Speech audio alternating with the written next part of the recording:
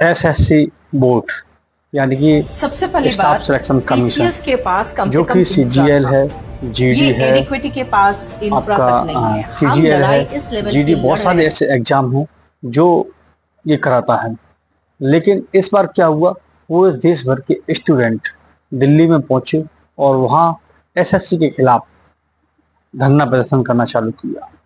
जो उनके सपने थे, उन सपनों को कि क्वेश्चन वो पेपर में चकनाचूर हो क्वेश्चंस रहे रॉन्ग थे। क्यों आते हैं, कारण क्या मार्क्स टू था ऑल क्यों मिल कि रहा है। परीक्षाओं अब में हमें हो क्या रही लड़ाई करनी पड़ धांधलीबाजी, रही है, अभिनय जरा बताओ। सेंटरों पर कीबोर्ड अच्छा नहीं है, कहीं माउस के अच्छा मारे नहीं है, कहीं या सेंटर पहुंचा रहे पे हैं। बच्चा 100 किलोमीटर दायरे के होने चाहिए सेंटर, वो 500-500 किलोमीटर दूर सेंटर डाले जा रहे हैं।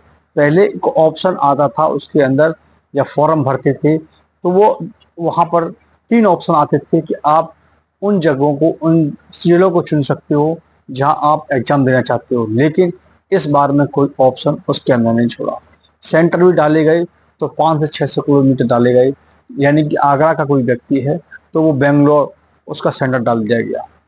अब जितना पैसा उसने पढ़ाई लिखाई में और कोचिंग में नहीं किया, जितना कि उसको पैसा खर्च करने में लगेगा उस एग्जाम देने के लिए। अब बेंगलोर जाएगा तो आने जाने का खर्चा, पढ़ाई लिखाई, उसका वहाँ रहने का, खाने का सारा खर्चा आएगा। और इतनी दूरी पर किसी को, और बहुत से लोग अंडमान निकोबार डाल दिया जहाँ पर, वहाँ पर एरोप्लेन से जा सकते हैं, जिसमें करीब 20 से 25 हज़ार रुपये का खर्चा आता है। तो अब वो ऐसे छात्र हैं जो किस तरीके से एक कोठरी में घर से जाके कोचिंग लेते हैं, 4 से 5 हज़ार रुपये, 8 हज़ार रुपये का पूरे महीने का खर्चा चलाते हैं और एक छोटी सी कोठरी में तैयारी करते हैं। अब वो जितना खर्चा तो वहाँ उनका नहीं हुआ, उससे ज़्यादा कई गुना वो अपना खर्च जाके उस एग्जाम को देने के लिए आ जाएगा। अब वहाँ पे धांधलीबाजी हो रही है। तो इसके लिए उन्होंने इस एसएससी प्रोडक्ट दिल्ली में जाके किया, लेकिन वहाँ उन पर लाठियां भांजी गई। क्या कारण रहा, क्या उन छात्रों की मांगे थी जो सरकार उनकी बातों को नहीं सुन रही है। लाठियां भांज कर उनके साथ में आई हुई टीचर, उसमें खासकर देश की एक फेमस टीचर हैं नीतू मैम, वो भी उनके प्रोडक्ट में वहां पहुंची। और सुनिए आप उनकी बातों को। अब देखा जाए तो एसएससी की परीक्षाएं नहीं हो रही, तो छात्र फिर तैयारी किस चीज की करे। अब उसके अंदर परीक्षा हो भी रही है तो उस परीक्षाओं में धांधलीबाजी, पारदर्शिता बिल्कुल नहीं है। अब अब उसके लिए वो धरना कर रहे हैं जिसमें वो न्याय मांग रहे हैं, और वहाँ उनके अंदर पारदर्शिता होनी चाहिए। समय पे उनका रिजल्ट नहीं आ रहे हैं। अब वो उनकी मांगे हैं, उन मांगों को ना तो वो कर्मचारी चयन आयोग ना उनका मानना है, ना ही सरकार मांग रही है। उनकी कानों पर चू नहीं पहुंच रही, जबकि उल्टी उनके ऊपर लाठियां भानी जा रही हैं।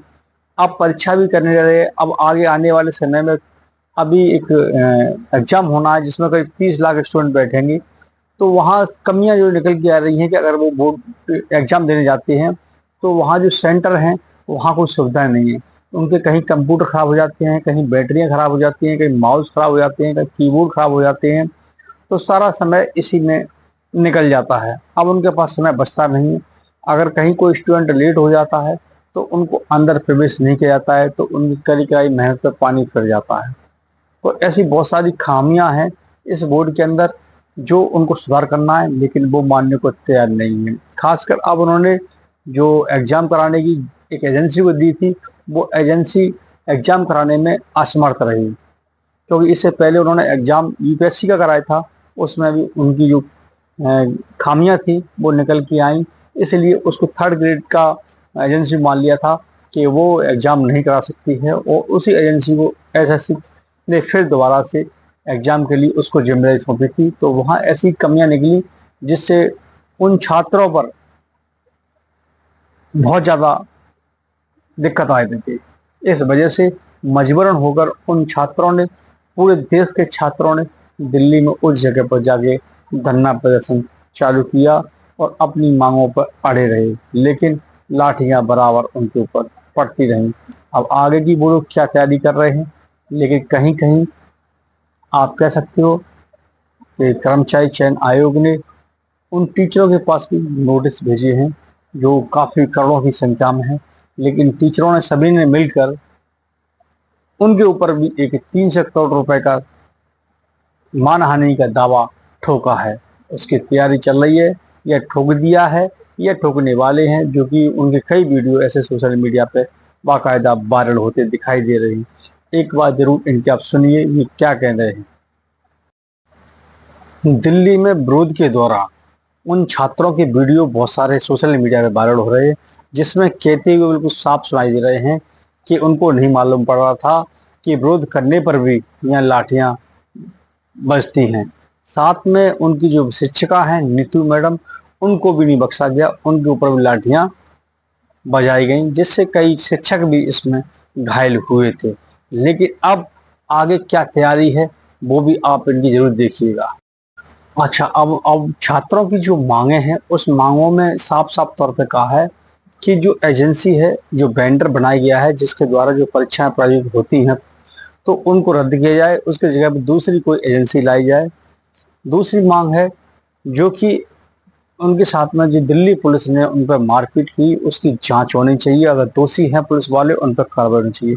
साथ में उन्होंने ये भी कहा है कि हमारे जो परीक्षा रद्द होती है, रद्द होने के बाद उसका तुरंत नेक्स्ट डेट सही समय पर बताई जाए, जिससे वो तैयारी कर सकते हैं और मौका उनको मिल सकता है।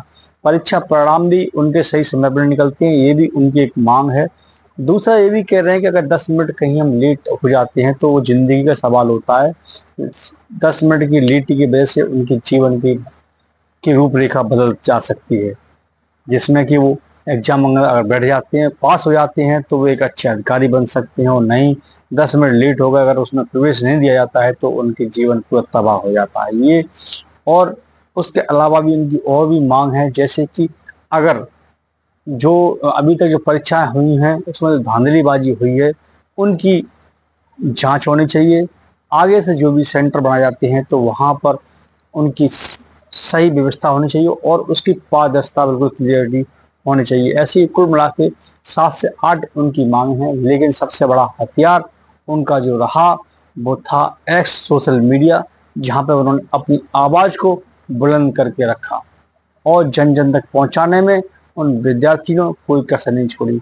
जहां तक देखा जाए तो एक्स ट्विटर पर उनके जो हैशटैग थे वो ट्रेंड करते रहे, जिसमें वो कहते रहे, बताते रहे अपने प्रोडक्ट के बारे में और लाठियां भी खाते रहे, जिससे कि आने वाले जो विद्यार्थी हैं उनको सही तरीके से परीक्षा सेंटर, परीक्षा में हो रही धांधलीबाजी, उनसे बचकर अपने सपने साकार कर सकें। इसलिए आज वो विद्यार्थी दिल्ली में जाकर उन पुलिस वालों की लाठियां भांज रहे हैं। इसमें एक वीडियो और वायरल हो रहा है, जो नीतू मैडम है वो कह रहे हैं उन पुलिस वालों जिन्होंने लाठियां हमारे ऊपर भाजी थी, वो उनके कोचिंग से पढ़े हुए एसआई पुलिस वाले थे। उनकी आंखों से आंखों मिलाना उनकी हिम्मत नहीं पड़ी थी जिन लोगों ने लाठियां बजाई हैं, बजवाई हैं। क्योंकि विद्यार्थी जो अधिकारी आज बने बैठे हुए हैं, वो उनके कहीं ना कहीं किसी टीचर से शिक्षा तो ली होगी, विद्यालय से ली होगी या कोचिंग सेंटर से पढ़ के आए होंगे। और रही बात, वो डायरेक्ट कह रहे हैं विद्यार्थी कि इसमें सीधी जो सरकार है इसमें हस्तक्षेप करे और इस पर निर्णायक जो उनकी मांगे हैं उनको क्लियर किया जाए। यह एसएससी की बहुत सारी और बातें हैं, आगे के वीडियो में आपको जरूर बताएंगे। लेकिन विद्यार्थियों की, यानी कि विद्यार्थी हम भी रहे हैं और अब भी हम एग्जाम दे सकते हैं, तो इसकी लड़ाई तो हम आप सबको लड़नी है, जिससे आने वाले हमारे जो बच्चे भाई बहन हैं उनको परीक्षा देकर उनका भविष्य बन सके, एक अच्छे अधिकारी, एक देश के अच्छे एक सरकारी एम्प्लॉय बन सके। वो बनेंगे तभी जब एजेंसी वाले सही तरीके से धांधली से बचा सकें, सही तरीके से क्वेश्चन दे सकें। और क्वेश्चन कुछ और होते हैं, उनके आंसर होते ही नहीं है।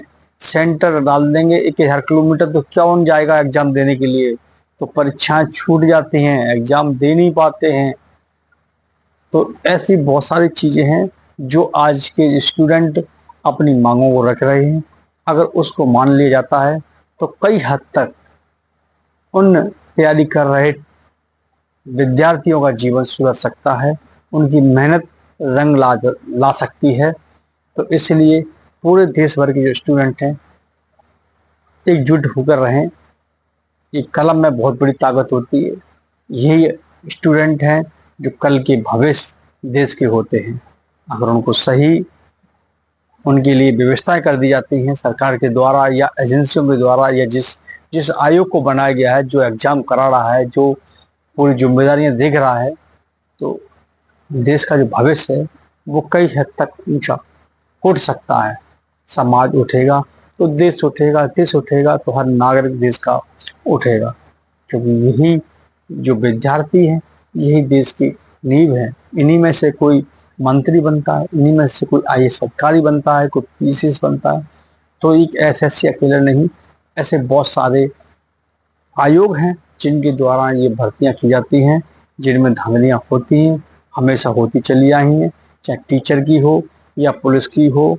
कई बार तो यहाँ पेपर लीक भी होते हैं, कई बार देश के अंदर हुए हैं। तो इन पर कड़ी से कड़ी इसके ऊपर कानून हो, निगरानी हो, तो शायद इन चीज़ों से बचा जा सकता है और नई नौकरियां भी लोगों को अवसर मिलता रहे।